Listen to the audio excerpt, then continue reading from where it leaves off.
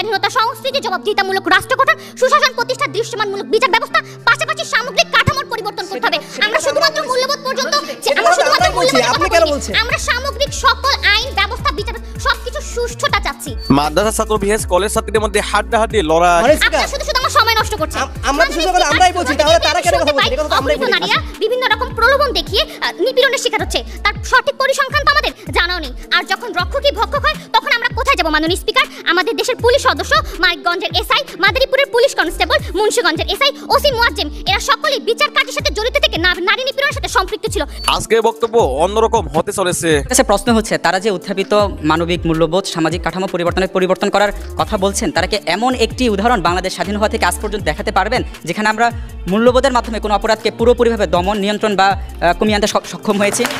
আসসালামু আলাইকুম, আশা করি আপনারা সবাই ভালো আছেন। নতুন ভিডিওতে সবাইকে আবারও স্বাগতম। ভিউয়ার্স, এখানে বেশি কথা বলে সময় নষ্ট করবো না, তাই আমরা ভিডিও ফুটেজে চলে যাব। কারণ ওখানে অগ্নিশরা বক্তব্য হইতেছে, মাদ্রাসা ছাত্র ভিএস কলেজ ছাত্রীদের মধ্যে অনেকটাই কি বলবো লড়াই হইতেছে, চলতেছে, কে হারবে কে জিতবে। এই ভিডিও দেখুন, দেখলেই তা বুঝতে পারবে। আগে চলুন আমরা দেখে আসি কলেজ ছাত্রী কি বলতেছে, এরপরে আবার মাদ্রাসা ছাত্ররা উল্টো কিভাবে জবাব দিবে সেগুলো আমরা দেখবো। লড়বো শেষ নিঃশ্বাস পর্যন্ত।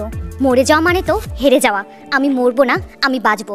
আমি তাকে এমন শাস্তি দেব যা দেখে সমাজের অন্যরা শিক্ষা নিবে। মাননীয় স্পিকার, এটাই ছিল নুসরাতের লিখে যাওয়া শেষ আর্তনাদ। কিন্তু আজ জাতির কাছে প্রশ্ন, সে শাস্তি কি পেরেছে আমাদের নারীর প্রতি সহিংসতা কমিয়ে আনতে? মাননীয় স্পিকার, যখন সারা দেশ সারা জাতি নুসরাত হত্যার বিচার পাবার আশায় বুক বেঁধে আছে, তখনই আমাদের দেখতে হয় ট্রেনের বগিতে আসমা, তানিয়া, সুমাইয়া, সুরেশ ও আরো অসংখ্য নারীকে ধর্ষণের শিকার হতে হচ্ছে। সরকারি দল, তাহলে আপনারাই বলে যান, শুধুমাত্র একটি বিচার দিয়ে কিভাবে আপনারা এই সকল নারীর প্রতি সহিংসতা কমিয়ে আনবেন, যা আমার বোধগম্য নয়। মাননীয় স্পিকার, এই ধর্ষণ, এই নিপীড়ন তখনই বন্ধ হবে যখন আমাদের সমাজ থেকে বিচারহীনতার সংস্কৃতি, জবাবদিহিতামূলক রাষ্ট্র গঠন, আইনের অনুশাসন, ন্যায় বিচার প্রতিষ্ঠা, সর্বাপেক্ষা দৃশ্যমানমূলক বিচার ব্যবস্থা হবে। মাননীয় স্পিকার, গণপরিবহনে যখন আমার স্পর্শকাতর স্থানে একটি শক্ত হাত এই মলিনধি স্পর্শ করে যায়, তখন আমি কার কাছে দেবো? মাননীয় স্পিকার, তাকে তো আমি কাউকে বলতেও পারছি না। এছাড়াও কর্মস্থলে, শিক্ষা প্রতিষ্ঠানে প্রতিনিয়ত আমি যে কুরুচিপূর্ণ কথা দ্বারা নিপীড়নের শিকার হচ্ছি, তার নিরাপত্তা আমাকে কে দিবে? মাননীয় স্পিকার, এছাড়াও মাননীয় স্পিকার, নারীরা আজ আমরা কোথাও নিরাপদ নই। বাংলাদেশের যাত্রী কল্যাণ সমিতি বলেছে, গত 13 মাসে শুধুমাত্র 23 জন নারীকে গণপরিবহনে ধর্ষণের শিকার হতে হয়েছে। আর ব্রাকের গবেষণায় গণপরিবহনের 94% নারী নিপীড়নের শিকার হচ্ছে।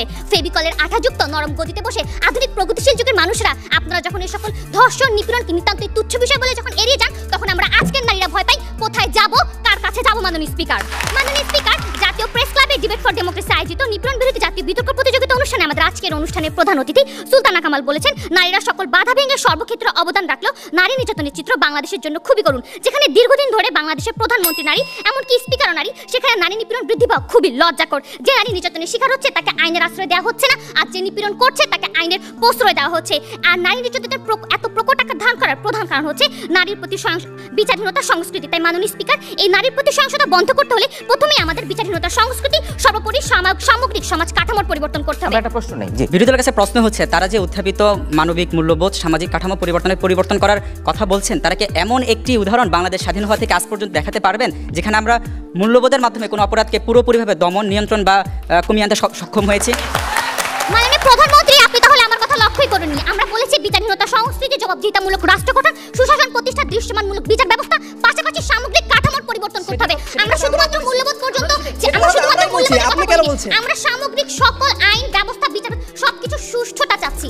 আপনারা শুধু আমার সময় নষ্ট করছেন। আমরা তো শুধু আমরাই বলছি, তাহলে তারা কেন কথা বলছে? এটা তো আমরাই বলি। নারীরা বিভিন্ন রকম প্রলোভন দেখিয়ে নিপীড়নের শিকার হচ্ছে, তার সঠিক পরিসংখ্যান তো আমাদের জানাও নেই। আর যখন রক্ষকই ভক্ষক হয় তখন আমরা কোথায় যাব? মাননীয় স্পিকার, আমাদের দেশের পুলিশ সদস্য, মানিকগঞ্জের এসআই, মাদারীপুরের পুলিশ কনস্টেবল, মুন্সিগঞ্জের এসআই, ওসি মুয়াজ্জেম, এরা সকলেই বিচার কাজের সাথে জড়িত থেকে নারী নিপীড়নের সাথে সম্পৃক্ত ছিল। তাহলে আপনারা এখানে কোন বিচারের কথা বলছেন? নাকি বিচার খেলা খেলছেন সরকারি দল? মাননীয় স্পিকার, একটি দুর্ঘটনা ঘটার পর আমরা তার বিচার চাই। কেন আমরা নুসরাত হত্যার পর এখন সে বিচার চাচ্ছি? তার পূর্ববর্তী পদক্ষেপ কেন আমরা জোরদার করিনি? যদি আজ পূর্ববর্তী পদক্ষেপ জোরদার করতাম, তাহলে আজকে আমাদের এখানে দাঁড়িয়ে নুসরাত, সাইমা, আয়েশা, তানিয়া এদের কারো কথা বলতে হতো না। আর এই পূর্ববর্তী পদক্ষেপই হচ্ছে বিচারহীনতার সংস্কৃতি দূর করা, জবাবদিহিতামূলক রাষ্ট্র গঠন করা, সুশাসন প্রতিষ্ঠা করা, দৃশ্যমানমূলক বিচার ব্যবস্থা, সর্বোপরি সমাজ কাঠামোর পরিবর্তন।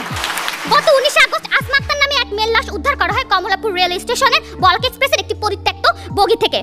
বগির টয়লেট থেকে ধর্ষণের পর তাকে শ্বাসরুদ্ধ করে হত্যা করা হয়েছে। আর কত আসমা, আর কত নুসরাত, আর কত সাইমা ধর্ষকের হাতে খুন হওয়ার পর সরকারি দল আপনারা সান্ত্বনা দিবেন যে আমরা একটি বিচার করেছি, এখন আর কোনো বিচার হওয়া লাগবে না, নারীর প্রতি সহিংসতা হয়ে গেছে, নাকি আপনারা নিজেদেরকে সন্তুষ্ট প্রকাশ করছেন?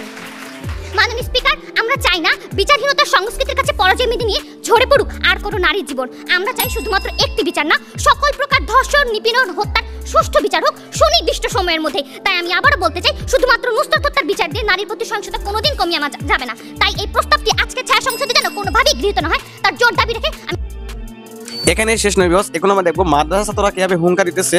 জাস্ট ভিডিও স্কিপ না করে ফুলি দেখতে থাকুন। স্পিকার, বিরোধী দলের বক্তব্য শুনছিলাম আর আনমনে হাসছিলাম। মনে হচ্ছে আজ আমার বিরোধী দল মূল্যবোধ আর সামাজিক সচেতনতার এক রঙিন চশমা পরে এসেছেন, যার আড়াল থেকে তারা দিবালোকের ন্যায় উজ্জ্বল বিষয়টাকেও বুঝতে পারছেন না। ধন্যবাদ মাননীয় স্পিকার আজকের এই মহান সংসদে আমাকে ফ্লোর প্রদানের জন্য।